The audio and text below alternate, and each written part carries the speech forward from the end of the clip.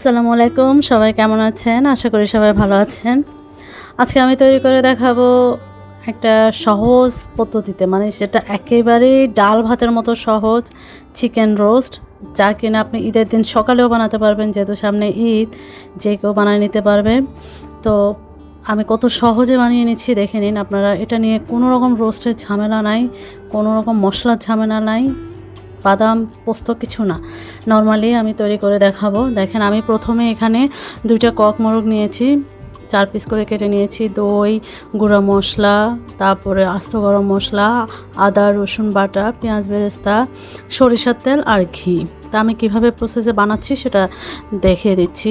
তো প্রথমে আমি সরিষার তেলটা পুরোটাই দিয়ে দিচ্ছি, দিয়ে একটু সামান্য লবণ দিয়ে দিচ্ছি, সামান্য মানে হাফ চা চামচের মতো লবণ দিয়ে দিলাম। দিয়ে এরপরে আমি তেলটা ভালো মতো গরম হয়ে গেলে চিকেনগুলো দিয়ে দিব। চিকেনগুলো দিয়ে আমি ভালো করে নাড়ে নেড়ে এগুলো অনেকক্ষণ তেলের উপর ভাজতে থাকবো। তাতে করে পাকিস্তানি মোরগের যে একটা গন্ধ থাকে সেটাও চলে যায়, আপনার ভাজার এক্সট্রা তেলে ভাজার যে ঝামেলা সেটাও আর লাগে না, কিন্তু টেস্টটাও আবার ভালো হয়। তো আমার এই রোস্টের উদ্দেশ্য হচ্ছে মশলা কম দিয়ে কিভাবে মজা করে বানানো যায় সেটাই।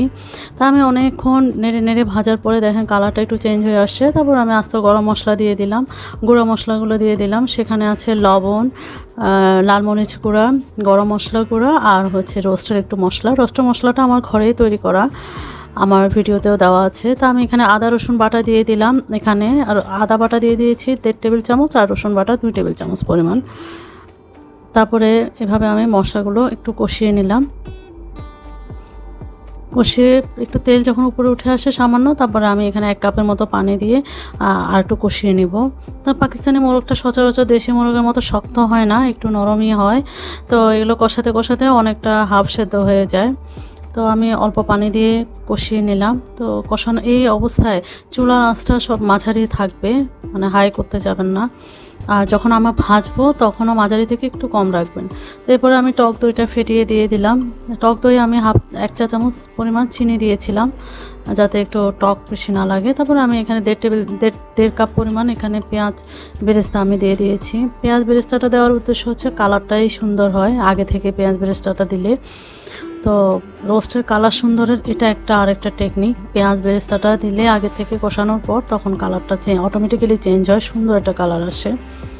এটাই হচ্ছে রোস্টের মেইন কালারের, সুন্দর একটা কালারের টেকনিক আমি মনে করি। তো দেখেন, আমি কিন্তু অন্য কোনো রকম মশলা কিন্তু আমি ইউজ করিনি, ঘরোয়া মশলাই আমি রোস্টটা পুরোটা রান্না করে দেখিয়ে দিচ্ছি।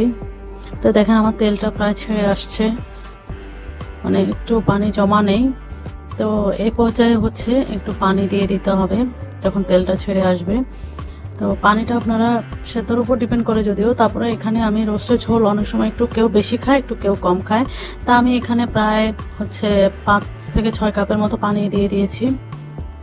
দিয়ে আমি যখন ঝোলটা যখন গ্রেভি আকারে চলে আসবে, মানে কমে আসবে, তখন আমি হচ্ছে ঘন একটা গ্রেভি হয়ে যাবে, তখন আমি এটা নামিয়ে নেব। তো এখানে আমি দেখেন হয়ে আসার প্রায় 5-7 মিনিট আগে আমি ঘিটা দিয়ে দিলাম। ঘিটা দেওয়ার পরে চুলার আঁচটা লো করে দিবেন। তারপরে কিছুটা কাঁচামরিচ দিয়ে দিলাম। চুলা লো করার উদ্দেশ্য হচ্ছে যে ওই সময় তেলটা উপরে আরও বেশি উপরে উঠে যায়। লো করে দিয়েছি, এই যে দেখেন আমার ফাইনাল লুক চলে আসছে, রান্নার কি সুন্দর একটা কালার আসছে। তো আমার চিকেন এভাবেই আমি সহজে বানিয়ে থাকি সব সময়। যত সহজ রান্না ততই হচ্ছে সময়টাও সেভ হয় এবং খেতেও ভালো লাগে। অতিরিক্ত মশলায় কোনো কিছুই ভালো লাগে না আমার মতে। তা আমি এই যে এভাবে ঈদের সময় আমি বানিয়ে নিলাম আমার হাতের এই চিকেন। আপনারা চাইলে এভাবে বানিয়ে নিতে পারেন, একদম মুহূর্তে ইনস্ট্যান্টভাবে বানিয়ে নেওয়া যায় কোনো রকম ঝামেলা ছাড়া। তো আমার রোস্ট রেডি। তো সবাই ভালো থাকবেন, দোয়া করবেন, সবাইকে ঈদ মোবারক। আর আমার জন্য দোয়া করবেন, ভালো লাগলে লাইক কমেন্ট সাবস্ক্রাইব করবেন। আল্লাহ হাফেজ।